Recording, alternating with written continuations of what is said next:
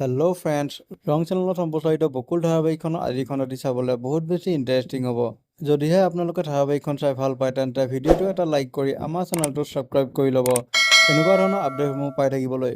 ধাৰাবাহিকখনৰ আজিখনত আপোনালোকে দেখিবলৈ পাব অদিতিয়ে মাকৰ ওচৰলৈ যাব আৰু মাকৰ পৰা আশীৰ্বাদ বিচাৰি ক'ব যে যিকোনো কঠিন সময় পাৰ কৰিব পাৰিম যদিহে আপোনাৰ হাতখন মোৰ মূৰৰ ওপৰত থাকে। তেতিয়া মাকে অদিতিক ক'ব, মোৰ আশীৰ্বাদ সদায় তোমাৰ লগতে আছে অদিতি, কিন্তু তুমি নিজৰ সত্যতা আৰু সাহস কেতিয়াও নেৰিবা। দেউতাকে ওপৰৰ পৰা মাত লগাব আৰু অদিতিক ক'ব যে মই ভাবিছিলোঁ তুমি এই সিদ্ধান্ত সলনি কৰিবা। আমাৰ ঘৰৰ বোৱাৰীয়ে এনেকৈ বাহিৰত চাকৰি কৰাৰ নিয়ম নাই।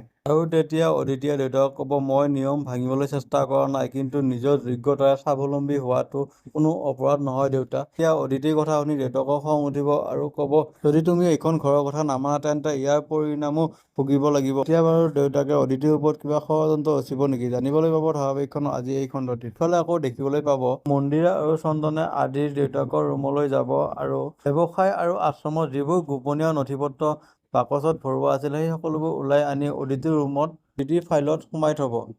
যাতে অদিতি যেতিয়া হস্পিটেলৰ পৰা ঘূৰি আহে তেতিয়া দেউতাকক লগাই অদিতিক বেয়া কৰিব পাৰে।